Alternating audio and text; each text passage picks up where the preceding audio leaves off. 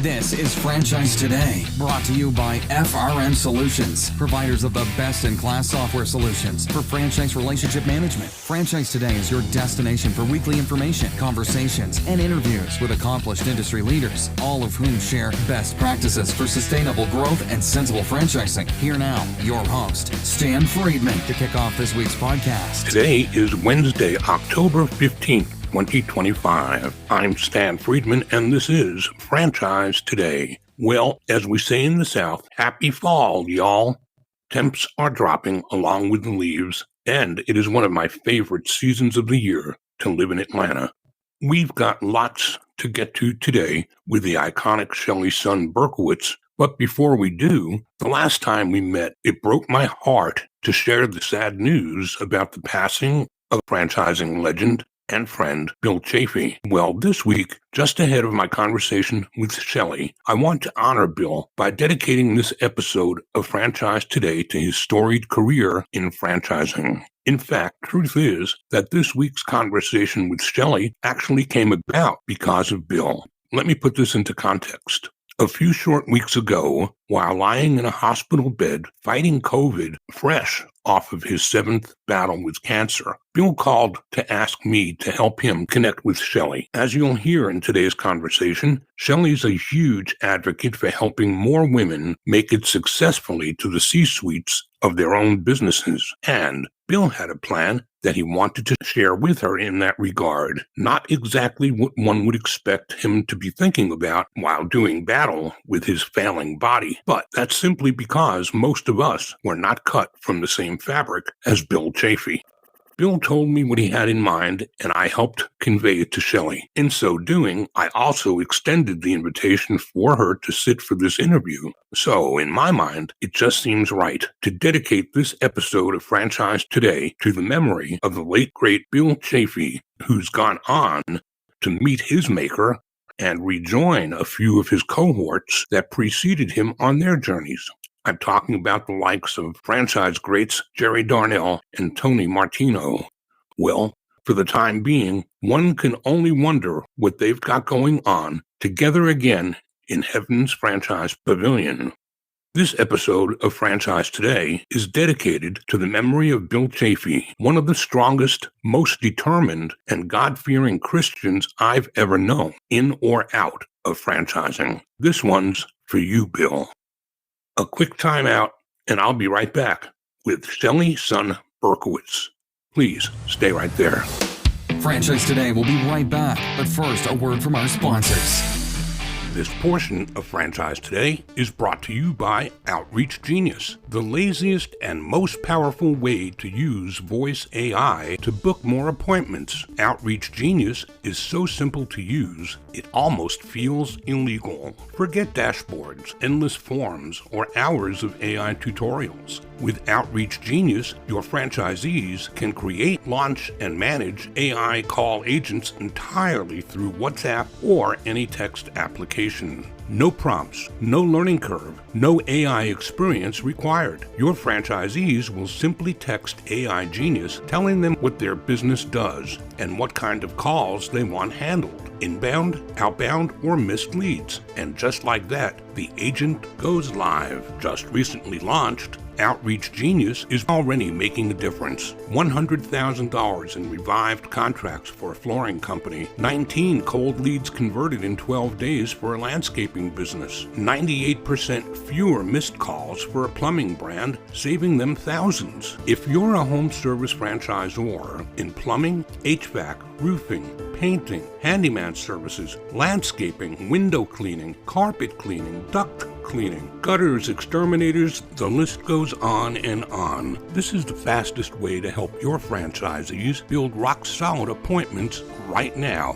Want free access? Be one of the first 10 franchisors to visit OutreachGenius.ai to let them know you heard about them on Franchise Today. Outreach Genius will hook them. Your franchisees will book them. That's www.outreachgenius.ai.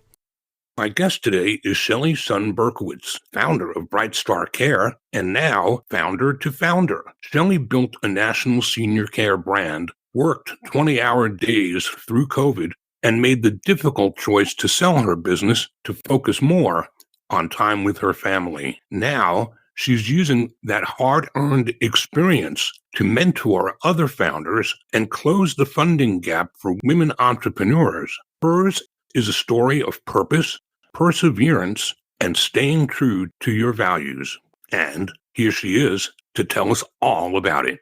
Shelly Sun Berkowitz, welcome to Franchise Today. Thanks, Dan. Shelly, I think it's been probably 10 or more years since we had a conversation on the podcast. I think it goes far back enough that it was probably Paul Segreto and I doing the podcast together way back in the early days. But I am so happy to be catching up with you again. I miss seeing you at IFA because I don't attend as many events as I used to. And a lot has changed in our lives. And we're going to catch up here today on all of the fun things that you're doing today, that the sale of BrightStar has enabled you to go to a new chapter and begin a next phase, which we'll get to as well. But Shelly, what we do every week is we start the conversation by asking the guest, how did franchising find you? Unless you're born into it, we usually don't find it. It finds us. What did that look like for you? Yeah, thanks, Dan. So I started BrightStarCare in 2002, and the business was profitable and successful by the end of its first year. And I had an opportunity with my mother-in-law at the time to invest in a couple of hotels with her. One of them was a Choice hotel, and I ended up going to new manager and new owner training with her. And as I sat there learning how to help her with some of the processes and procedures and, kind of financial budgeting and forecasting for a hotel, it dawned on me that the business I had started, being BrightStarCare, that I loved, maybe franchising could be a great way to find other business-oriented people like me, but had a calling to give back to their community and wanted to do something that contributed to society. Maybe they would want to be BrightStarCare franchisees so that we could take care of more moms and dads, grandmas and grandpas, coast to coast. And so I came to franchising as a franchisee first.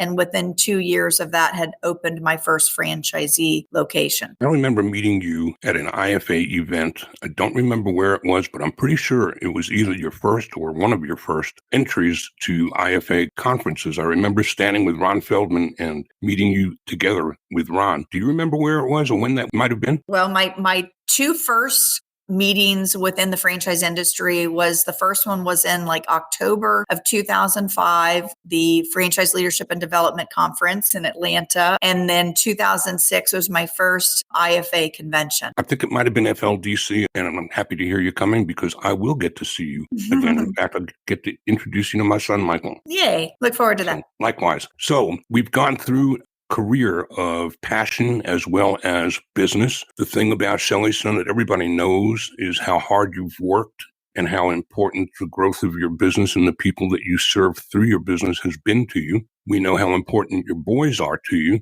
And we know that you're not one who's going to go riding off into the sunset because BrightStar has been given to new owners. So Shelly, tell us about the passion that's bubbled up to the top again and what that means for people that are in the space that you were in 20 or so years ago that can be helped by what it is you're doing today. Sure. Thanks, Stan. So my boys are, my biggest love, and, going through leading BrightStar during COVID, my boys had to take a back burner, which is really hard to say at the time, a single mom for over a decade. But we had moms and dads, grandmas and grandpas that were going to die if we didn't help make sure we procured PPE, that we could get our caregivers to them safely, be able to deliver care in a hiring remotely type of way. And so I did what was necessary. They were 20-hour days, 7 days a week, months on end. And that really fueled kind of what ultimately became my decision to sell BrightStar. I started BrightStar before my boys. I teased them that BrightStar was my firstborn. They came second and third at the same time since I have twins. But when my sons were graduating high school,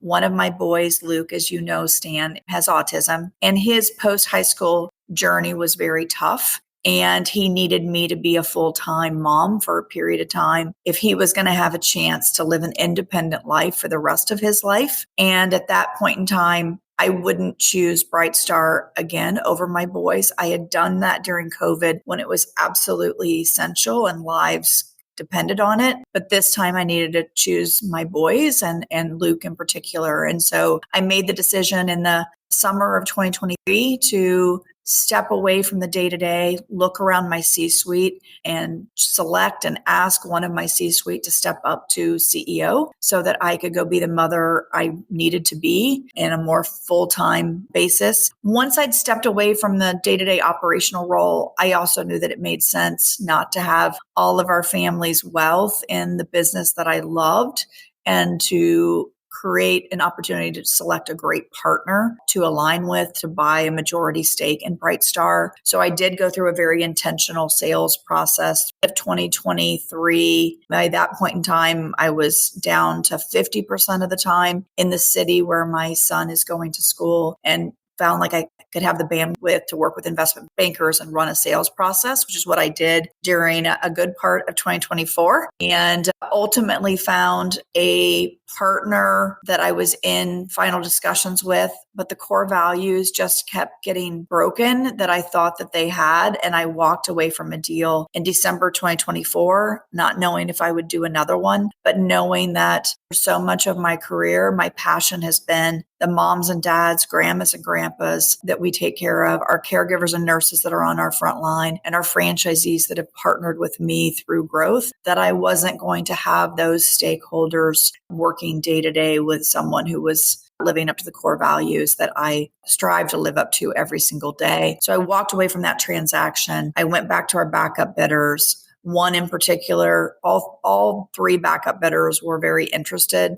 One in particular, Spencer Moore from Peak Rock Capital, said, Shelly, if I get on a plane tomorrow, will you sit down with me during the day so we can pencil out what this could look like? And I said yes, and he flew in, and we entered into exclusivity early January, and we closed at the end of February of this year in 2025. And just like BrightStarCare started because I went through a home care journey looking for care for our grandmother, and we needed medical and non-medical care. And there was not one company to provide both. So I saw a gap in the marketplace firsthand, and I set out to solve it. Similarly, going through a sales process as a founder who cared more about my business and its stakeholders than I cared about every last dollar, and that it was 75% an emotional journey, but all of the advisors and investment bankers and everyone around me treated it as though it was 75% transactional. And I saw that there was a gap, that there were not advisors that had walked a founder journey, had lived the emotional highs and lows of being a founder, and wanted to help other founders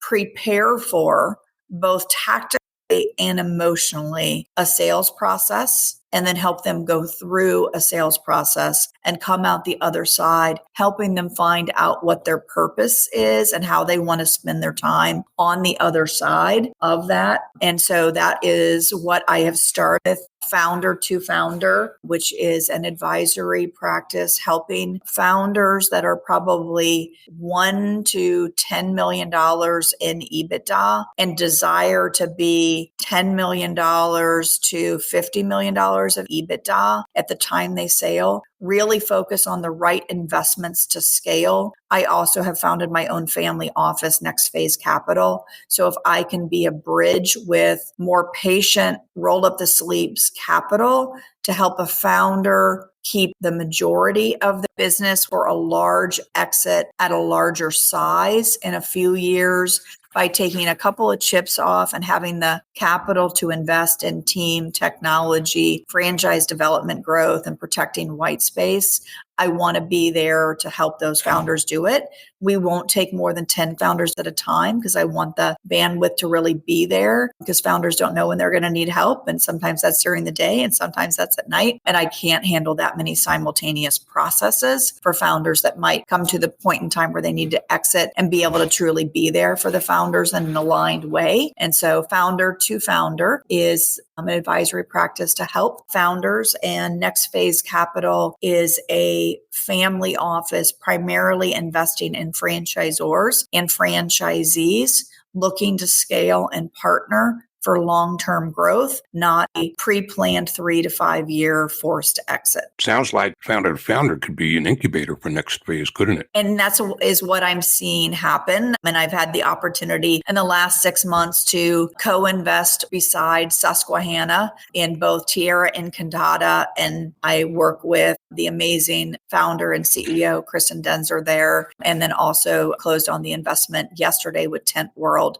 also co-invested with Susquehanna. So I do think that there is a lot of similarities between, or a lot of connectivity between those two entities. And one might start at Next Phase Capital and become founder to founder. Some might start with founder to founder, because I have a lot of relationships with family offices and private equity firms that write larger checks than I will write. I just want to help a founder protect as much of their equity until they've optimized the business to sell, so that when they do take chips off the table, it's at the best possible valuation, because you only get one shot at that majority exit. Something you said earlier about Luke and those important years for him, and how your first child was BrightStar. I remember as a franchisor telling prospects at Discovery Day that if you're here looking for a replacement for your job, you're at the wrong meeting. That buying a franchise is going to be like having another child. And if you remember what you put your parents through, it's going to be similar to that. Hopefully, the business is something that you'll take care of with all of your time for a few years, so that it grows to the place where it can kind of stand on its own legs a little more independently, and then ultimately get to the place where now it takes care of you. So to me, the life cycle that you talked about as a Zor is very similar to the experience and the journey that one takes even buying a single unit, isn't it? Yes, very much so. Well, Shelly, we're going to take a quick break. And when we come back from that break, I want to get into a discussion about why only 1.9% of women-owned businesses ever reach $1 million. And I don't know of anyone to talk with about that who knows more about it than you. So we're going to do that if that's okay with you. That sounds great. Thanks, Dan. I'm Stan Friedman. This is Franchise Today. We're sitting today with Shelly Sun Berkowitz, and we are talking about Next Phase Capital and Founder to Founder. Don't go away. We're going to come back with plenty more. Franchise Today will be right back. But first, a word from our sponsors. Franchise Today is brought to you by FRM Solutions, offering the only CRM tool built exclusively for franchising that lets you have it your way. Whether you're a single brand needing professional tools across departments, or a portfolio of brands needing franchise-specific CRM across the enterprise. Either way, FRM satisfies the needs of many with the power of one. That's right, one single instance of FRM is all it takes across departments or across brands. So if you've had it with inflexible, one-size-fits-all CRM, end your frustration today. FRM offers robust dashboarding, tailored reporting, and with open APIs, FRM pushes, pulls, and integrates with other databases, providing you with a single source of truth. Don't just take my word for it. Visit them at frmsolutions.com and order up a demo today.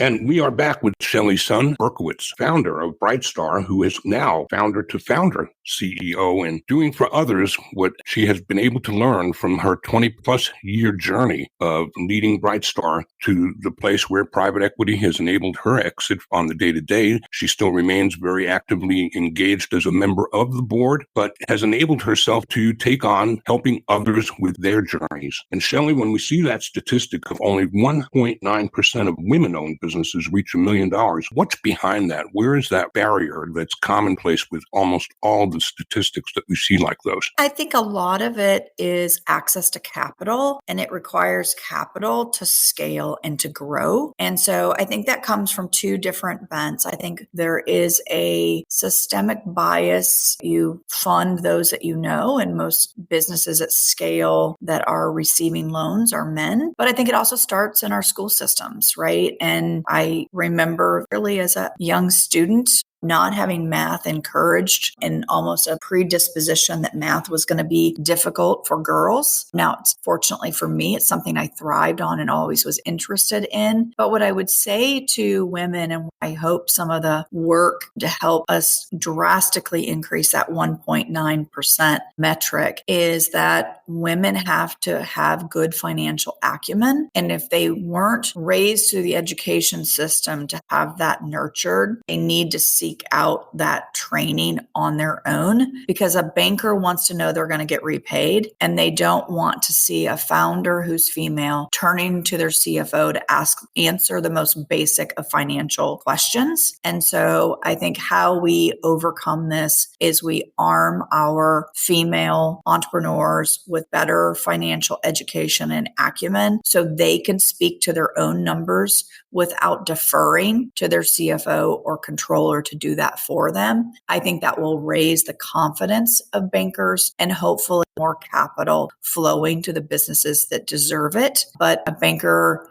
has to see and hear that the person they're ultimately loaning the money to understands how that loan's going to get repaid. And so understanding how your business is going to grow, what the ROI is going to be on the investments you're going to make that the capital is for is important. And knowing what your profitability and cash flows are basics that every single entrepreneur should know, regardless of gender, because it's not acceptable to a banker deferring to their CFO or controller to do that for them, to know the numbers for the business. That's not who's signing the personal guarantee for the loan. It's the business owner. And so you're not going to be exclusively providing services through founder to founder for women, but you do have a passion, right, for that space. Thank you. Yes, I absolutely do. So founder to founder clients, I think so far, probably 1/3 are women and 2/3 are men.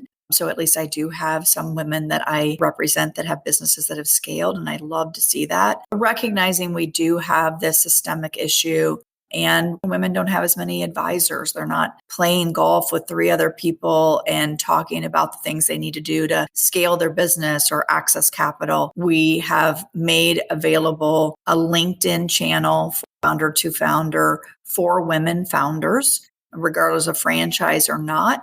And there are a lot of resources available, a lot of community helping community within there. And beginning in October, we'll start doing a monthly LinkedIn Live where I will take a topic that has been voted on by our community and give my firsthand experience, but invite the community to weigh in on that in an interactive basis that we hope will be helpful. So our female entrepreneurs, kind of like we say about franchising, are in business for themselves, but not by themselves, with this incremental level of support. And then all of your listeners continue to watch the Founder to Founder website. Even if they won't be a client, we are making available a lot of resources, and we kind of have a goal of 10 resources per month, getting up to 50 to 100 resources that will be searchable in terms of scaling and preparing for exit and going through a sales process, types of tools for founders to consider and leverage. And then my book on franchising, Grow Smart, Risk Less, the manuscript will be available for free download and searchability on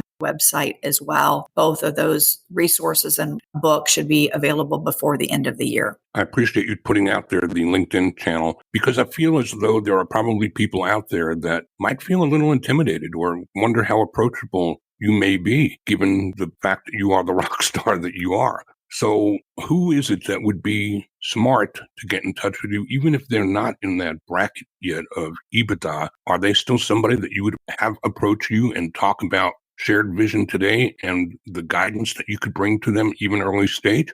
I think we're doing that primarily through the LinkedIn Live, and all sizes of businesses are welcome to participate, and I hope they do. I mean, I am trying to make time for 5 to 10 calls per month. And so I take those calls, but I also have a personal life. And so I couldn't do hundreds of one-on-one calls. And I think that's what we're trying to create with the LinkedIn community, is a way to access to questions being answered in a way that still streamlines and fits in with me being able to be the wife, mother, and entrepreneur I still want to continue to be. So what would an engagement look like with you if someone were properly suited? What would change in their life immediately? What would a day in their life look like with your tutelage about, I hear Stephen Covey ringing in my head when I hear you talk, beginning with the end in mind? Yeah, correct. So I think an onboarding for a founder to founder client is a monthly engagement, kind of steering towards some type of minority debt or majority exit.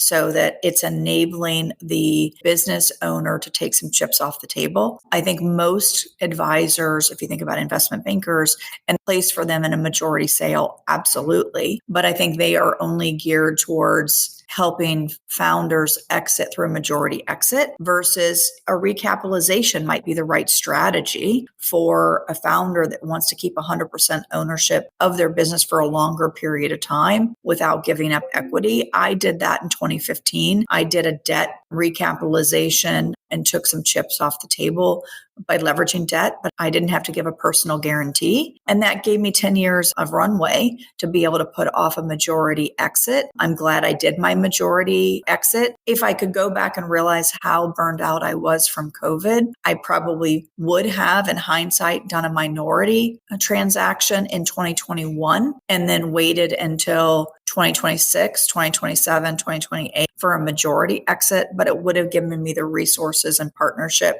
to go through some of the things I needed to from a personal perspective. So I think helping founders assess out what they want, when they want it, building that plan, and then based upon where they are by assessing their processes, assessing their financials and their budgeting, what's it going to take to get from where they are to where they want to be, and in what period of time is the right time to accomplish getting them to that ultimate best endpoint that is right for them. So it's very personalized. There's not a cookie cutter, but helping those founders accomplish what they're seeking, but also honoring the legacy of the brand that they've built, that I find for many founders, they feel about their business like I still do about BrightStar. And it was and always will be in many ways my firstborn baby.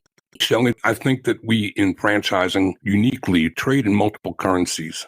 Capital is important, but so is passion and so is culture. And you are so rich in all of those, all three, that whatever you impart on others is going to be a gift to the legacy of franchising for helping others coming up get a taste of what it is you've brought to the industry for the past 20 plus years. Is there anything today, Shelly, that I haven't asked you that you wished I did? Because I've got one more question, but I'm going to save it until you answer this one. No, I want to continue to have impact. I mean, so much of my time in franchising and my time in home care is about having the honor to impact so many lives. I've mentored hundreds of founders through franchising over my time in franchising, and I will continue to do that at events I speak at and relationships I build. I'm just using Founder to Founder as a platform for those that would be benefited from hundreds of hours of dedicated time leading up to and going through a sales process. It would have been invaluable to me to be able to pay for and find it. And I hired advisors. I had 2 investment bankers. I hired an advisor with franchising experience that had never been a founder and was paying $40,000 a month for 18 months plus a large transaction bonus upon the sale. I value my time well, but my fees are a quarter of that. And I think a lot more practical solutions in terms of scaling a franchise business in particular and successfully leading it through an exit. But I bring the emotional sensitivity of what it's like to walk in a founder's shoes before, during, and after a transaction